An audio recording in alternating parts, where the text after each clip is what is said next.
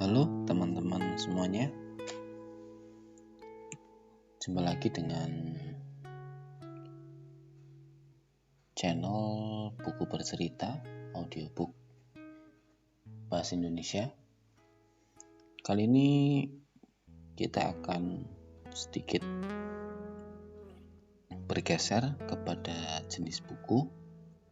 Genre kali ini kita akan membacakan sebuah genre buku filsafat dengan dasar sastrawan, sastra filsafat, yaitu salah satu buku terbaik dari karya Khalil Gibran atau dikenal dengan Jubran Khalil Gibran, yaitu seorang sastrawan muhajir atau perantauan beraliran romantik. Khalil Gibran ini lahir tanggal 6 Januari 1883 di desa Besari, Libanon Utara. Kenangan hidupnya yang penuh kemalangan telah mempengaruhi jiwanya secara mendalam. Hati dan cintanya yang terluka membawanya pada karya-karya yang membenci kemapanan tradisi hidup serta ketidaksetaraan dalam cinta. Dan buku ini, Sang Nabi, merupakan salah satu mahakaryanya yang paling dipuja banyak orang, dibaca dan dikopi dalam berbagai macam bahasa. Buku ini berisi tentang pandangan-pandangan Khalil Gibran terhadap kehidupan. Juga telah diterjemahkan dalam 40 bahasa. Dalam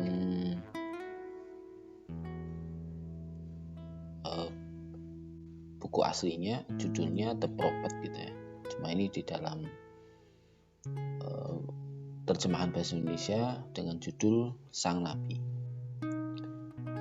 dengan tagline "Bila cinta mendatangimu, ikuti dia, walaupun jalannya sulit dan terjal."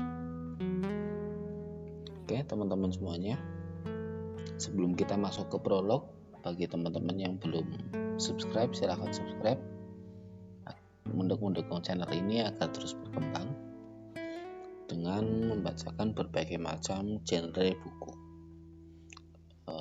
Buku pertama dan kedua adalah genre improvement, book self improvement atau pengembangan diri.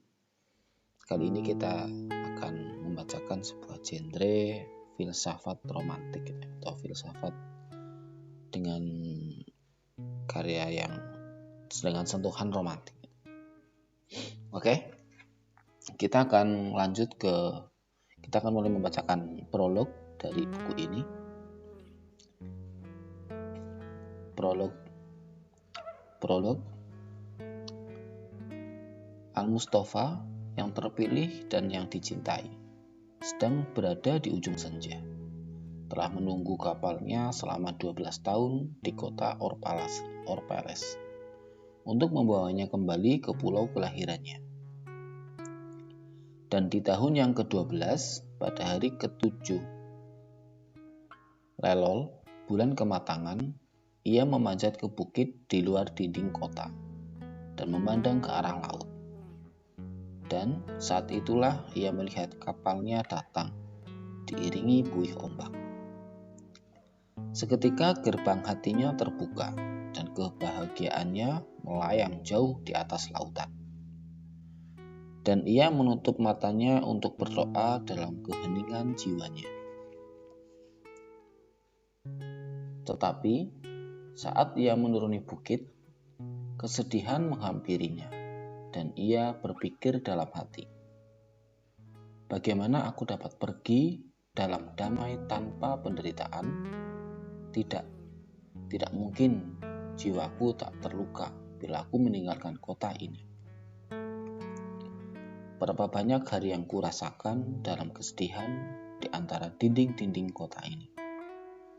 Berapa banyak malam kesendirian. Dan siapakah yang dapat pergi dari kesedihan dan kesendirian ini tanpa penyesalan? terlalu banyak bagian dari jiwa yang telah kuserahkan di jalan-jalan ini. Dan terlalu banyak anak-anak dalam penantianku yang berjalan telanjang di antara bukit-bukit ini.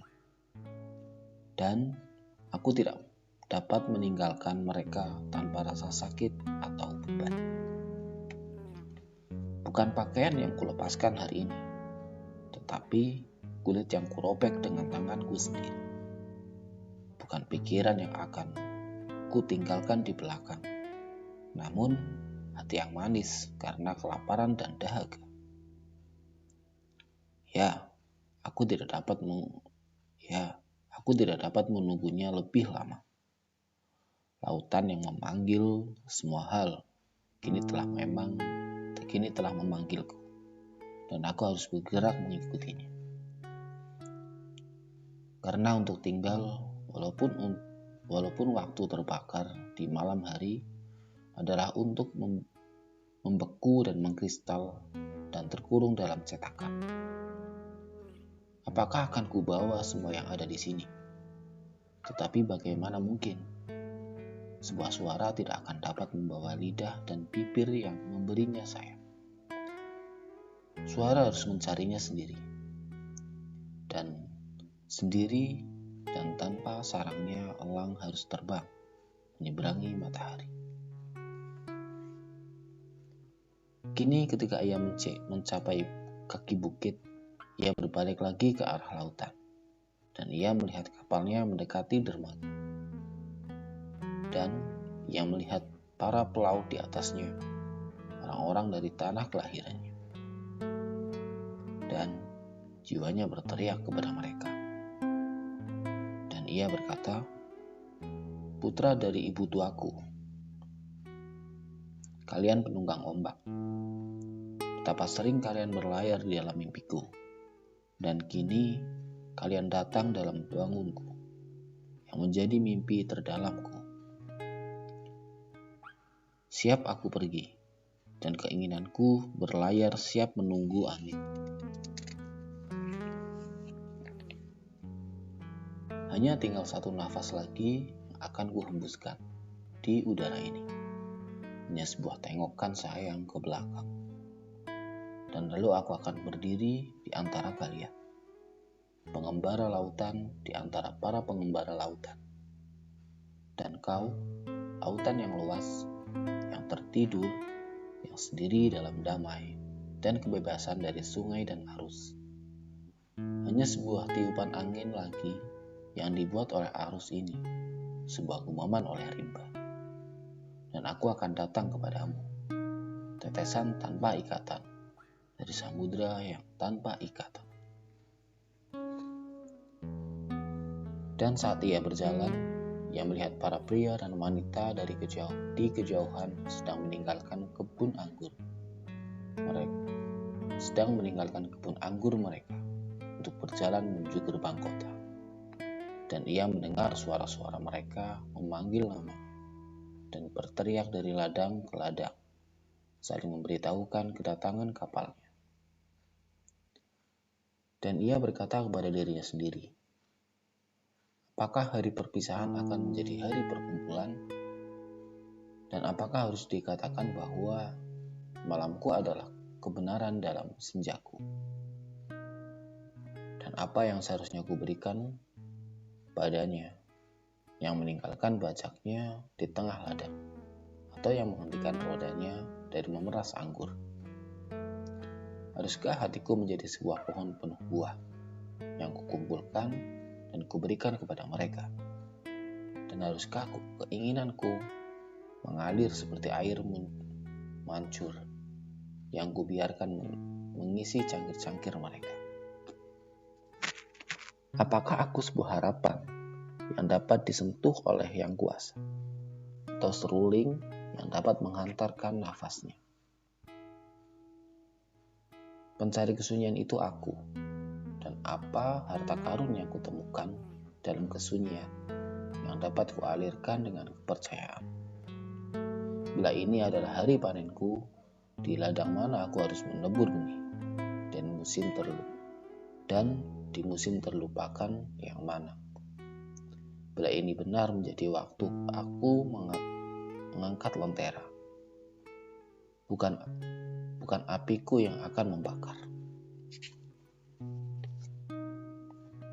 Hampa dan gelap, aku menaikkan lentera. Dan penjaga malam mengisinya dengan minyak dan ia juga harus menyalakannya. Hal-hal ini ia ucapkan dengan kata-kata. Tetapi masih banyak hal tak terkatakan dalam hatinya. Karena ia sendiri tidak dapat mengatakan rahasia yang terdalam. Dan ketika ia memasuki kota, semua orang datang untuk menemuinya. Dan mereka semua meneriakkan suatu suara. Dan para petua kota berdiri dan berkata, "Jangan pergi dari kami sekarang. Kau bagaikan ombak tengah hari. Dan kemudaanmu telah memberi kami mimpi untuk dimimpikan. Kau bukan orang asing di antara kami, ataupun tamu, melainkan putra yang kami cintai. Mata kami akan menderita kelaparan tanpa melihat wajahmu." Dan para tokoh agama berkata kepadanya, "Jangan biarkan gelombang lautan memisahkan kita. Sekarang dan tahun-tahun yang telah kau lalui di tengah-tengah kami menjadi kenangan. Kau telah menebarkan semangat di antara kami, dan bayanganmu telah menjadi cahaya di wajah kami. Kami telah sangat mencintaimu, tapi cinta kami tidak terucapkan, dan dengan tabir cinta kami tertutup. Kini cinta itu berteriak kepadamu, dan akan menyingkapkan tabirnya di hadapanmu. Dan bahkan cinta itu sendiri tidak tahu betapa dalamnya sampai saat perpisahan." Dan yang lain juga datang mengerubunginya, tetapi ia tidak menjawab mereka. Ia hanya menundukkan kepalanya, dan mereka yang berdiri dekat melihat air mata menetes membasahi dadanya. Dan ia dan orang-orang melangkah mendekati sebuah lapangan di depan kuil. Dan dari kuil itu keluarlah seorang wanita yang namanya Almitra. Ia adalah seorang pertapa. Dan ia memandang wanita itu dengan penuh kelembutan.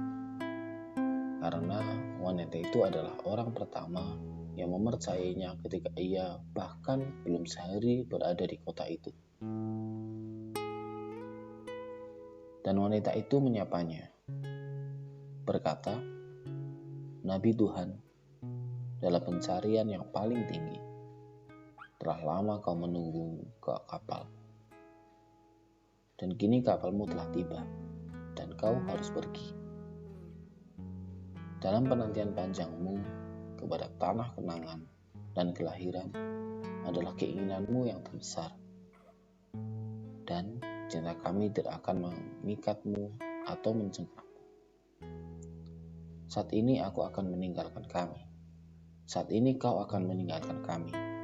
Kami ingin kau bicara dan memberi kami kebenaran. Dan kami akan memberikannya pada anak-anak kami. Dan kami akan memberikannya kepada anak-anak kami. Dan mereka membiarkannya pada anak-anak mereka. Dan mereka memberikannya kepada anak-anak mereka, sehingga tidak akan pernah punah. Dalam kesendirianmu kau telah melihat dengan hari-hari kami. Dan dalam kesadaranmu kau telah mendengarkan tangis dan tawa tidur kami. Kini singkaplah semua itu pada kami, dan katakan pada kami semua yang telah ditunjukkan padamu antara kematian dan kelahiran." Dan ia menjawab, "Rakyat Orphalese, apa yang harus kukatakan yang dapat menggetarkan jiwa-jiwa kalian?"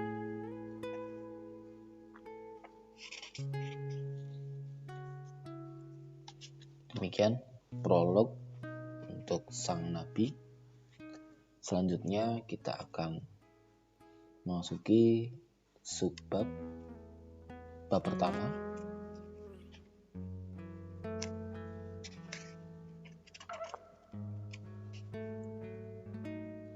yaitu tentang cinta, yang akan saya bacakan di video berikutnya.